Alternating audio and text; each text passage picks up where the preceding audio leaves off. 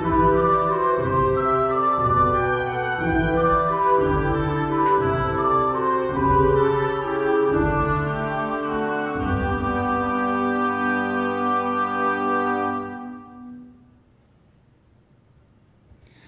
minha amiga, olá, meu amigo, como é que vocês estão? Bem-vindos a mais um episódio onde estudamos o Evangelho segundo o Espiritismo. Nós estamos no 5º capítulo, Bem-aventurados os aflitos, e hoje nós vamos falar de um tema um pouco cabeludo. E por que será que tem a ver com o que a gente está estudando? Vem falar sobre o suicídio e a loucura. Então, sem demora, vamos para o texto de hoje. A calma e a resignação auridas da maneira de considerar a vida terrestre e da confiança no futuro dão ao espírito uma serenidade que é o melhor preservativo contra a loucura e o suicídio. Com efeito, é certo que a maioria dos casos de loucura se deve à comoção produzida pelas vicissitudes que o homem não tem a coragem de suportar. Ora, se encarando as coisas deste mundo da maneira por que o Espiritismo faz que ele as considere, o homem recebe com indiferença, mesmo com alegria, os reveses e as decepções que o houveram desesperado noutras circunstâncias evidentes. Se torna que essa força, que o coloca acima dos acontecimentos e lhe preserva de abalos à razão, os quais, se não fora isso, a conturbariam. Olha que interessante, aí começa a fazer todo sentido porque que estamos falando desses dois temas meio ácidos, né? Continuando o estudo anterior sobre a resignação, nós vimos aprender hoje que realmente a resignação, a calma, né, que vem também da resignação, é um remédio, é um antídoto para o que nessa época, né, 160 anos atrás, era chamado de loucura, ou seja, os transtornos mentais, e que também estes transtornos mentais levam aí ao suicídio, que essa resignação é a maneira mais fácil, né, da gente não entrar em estados alterados, né, em que as nossas emoções ficam todas meio doidas e estressadas, e aí isso vira um transtorno mental e que pode levar aí às consequências mais graves.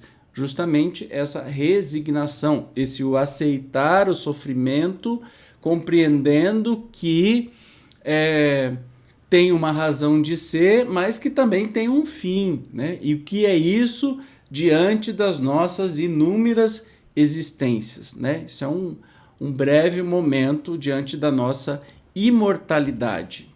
O mesmo ocorre com o suicídio. Postos de lado os que se dão em estado de embriaguez e de loucura, aos quais se pode chamar de inconscientes, é incontestável que tem eles sempre por causa um descontentamento, quaisquer que sejam os motivos particulares que se lhe apontem. Ora, aquele que está certo de que só é desventurado por um dia e que melhores serão os dias que hão de vir, enche-se facilmente de paciência. Só se desespera quando nenhum termo divisa para os seus sofrimentos, e que é a vida humana, com relação à eternidade, senão bem menos que um dia. Mas para o que não crê na eternidade e julga que com a vida tudo se acaba, se os infortúnios e as aflições o acabrunham, unicamente na morte vê uma solução para as suas amarguras. Nada esperando, acha muito natural, muito lógico mesmo, abreviar pelo suicídio as suas misérias. Interessante, né?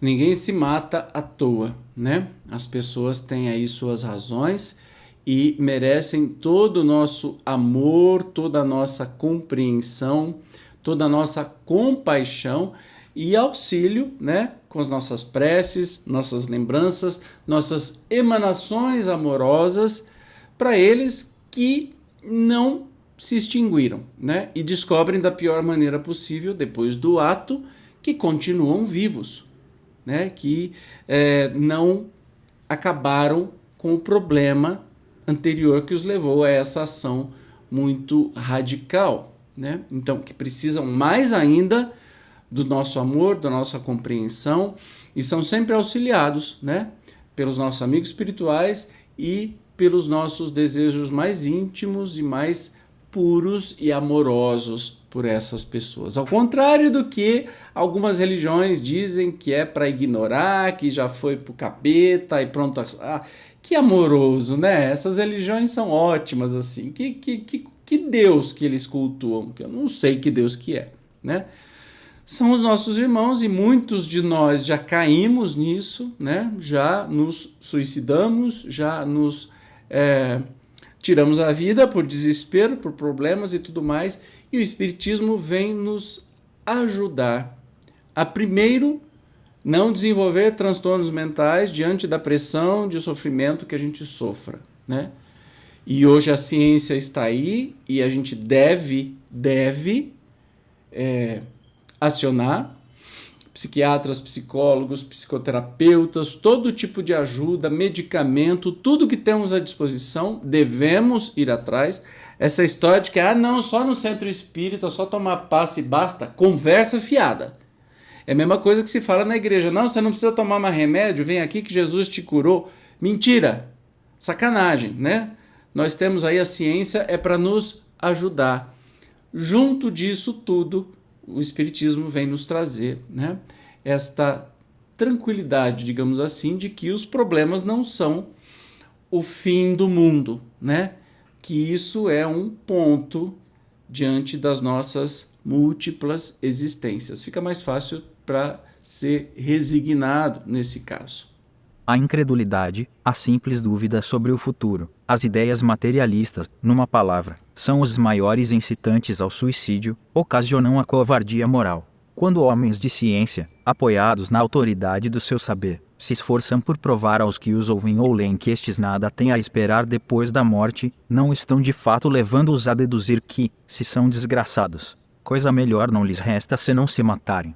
Que lhes poderiam dizer para desviá-los dessa consequência? Que compensação lhes podem oferecer? Que esperança lhes podem dar? Nenhuma, a não ser o nada. Daí se deve concluir que, se o nada é o único remédio heróico, a única perspectiva, mais vale buscá-lo imediatamente e não mais tarde, para sofrer por menos tempo. A propagação das doutrinas materialistas é, pois, o veneno que inocula a ideia do suicídio na maioria dos que se suicidam, e os que se constituem apóstolos de semelhantes doutrinas assumem tremenda responsabilidade. Com o Espiritismo, tornada impossível a dúvida, muda o aspecto da vida.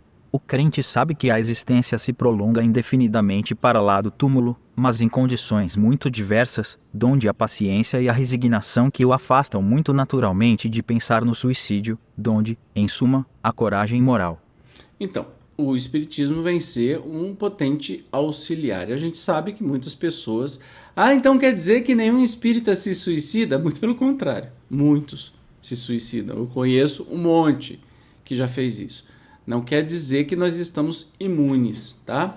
Mas quer dizer que depende do entendimento que nós temos sobre isso e que nos ajuda, né, a construir esse conhecimento e a afastar a ideia. A gente sabe que as doenças, os transtornos mentais, quando a gente está... Eu sou uma pessoa medicada, eu tomo remédio para depressão, ansiedade, já tive burnout, já tive muita coisa braba.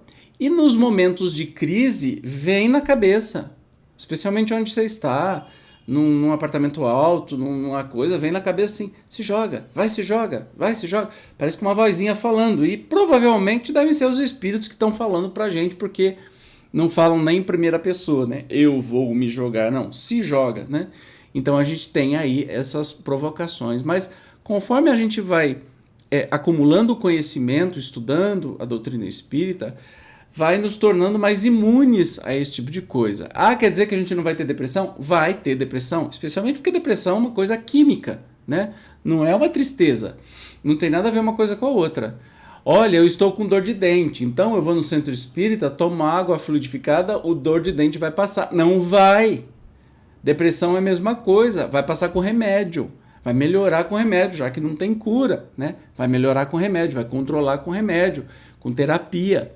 É assim que as coisas são. Mas para chegar num extremo do suicídio, né, você precisa estar muito desesperado e realmente não ter nenhuma esperança nem dessa vida material, muito menos da vida espiritual, que tem alguma coisa melhor por vir. Então, por isso que se fala que a maioria dos suicidas é pelo materialismo, porque não está pensando na sua vida espiritual, no mundo espiritual, nas suas diversas existências, está pensando de uma maneira material do que está acontecendo naquele momento, junto com o transtorno mental, que obviamente ocorre, né?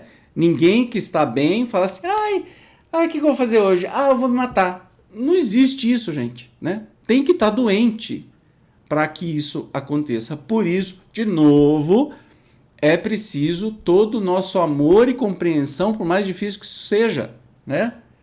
Todo o nosso amor, compreensão, prece, acolhimento, né? Mesmo depois do ato, acolhimento ao espírito, para que ele sofra o menos possível durante esse processo. Ele não acaba. Nenhum de nós vai acabar com a morte. Portanto, nós temos que saber uma maneira de seguir adiante, né? De seguir caminhando aí nas outras e demais vidas. Claro que vão ter consequências desses atos, muitas vezes são muito horríveis assim, não porque Deus castiga, mas porque infringiram aí uma lei natural, né? E se tiraram a própria vida, interrompendo uma caminhada aí, e aí muitas vezes, pela própria consciência, ficam se punindo, até o momento que que entendam o processo, com a ajuda espiritual, obviamente com a ajuda das nossas preces, e aí saem deste ciclo de sofrimento e recomeçam a caminhar de onde pararam. Ok? Mas vamos continuar aqui o estudo. O Espiritismo ainda produz, sob esse aspecto, outro resultado igualmente positivo e talvez mais decisivo. Apresenta-nos os próprios suicidas a informar-nos da situação desgraçada em que se encontram e a provar que ninguém viola impunemente a lei de Deus, que proíbe ao homem encurtar a sua vida. Entre os suicidas, alguns há cujos sofrimentos, nem por serem temporários e não eternos, não são menos terríveis e de natureza a fazer refletir os que porventura pensam em daqui sair, antes que Deus o haja ordenado. O espírita tem, assim, vários motivos a contrapor à ideia do suicídio, a certeza de uma vida futura, em que, sábio ele, será tanto mais ditoso, quanto mais inditoso e resignado haja sido na terra, a certeza de que, abreviando seus dias, chega, precisamente, a resultado oposto ao que esperava, que se liberta de um mal, para incorrer no mal pior, mais longo e mais terrível, que se engana, imaginando que, com matar-se, vai mais depressa para o céu, que o suicídio é um obstáculo que no outro mundo ele se reúna aos que foram objeto de suas afeições e aos quais esperava encontrar, donde a consequência de que o suicídio, só lhe trazendo decepções, é contrário aos seus próprios interesses. Por isso mesmo, considerável já é o número dos que têm sido pelo Espiritismo obstados de suicidar-se, podendo daí concluir-se que, quando todos os homens forem espíritas, deixará de haver suicídios conscientes. Comparando-se então os resultados que as doutrinas materialistas produzem com os que decorrem da doutrina espírita, somente do ponto de vista do suicídio forçoso será reconhecer que, enquanto a lógica das primeiras a ele conduz, a da outra o evita, fato que a experiência confirma, né? Bom, primeiro é muito esperançoso aí que todos os homens sejam espíritas. A gente vê que no próprio movimento espírita quanta diferença tem de um para o outro. Outra, muitos espíritas, inclusive palestrantes espíritas, né? Eu conheço pelo menos um que vivia no centro espírita dando palestra e que se matou, e a gente sabe depois que é por questão de aceitação da sua sexualidade e tudo mais, tem outras coisas aí no meio. Mas não importa. O Espiritismo é uma grande ajuda para que isso não aconteça, né?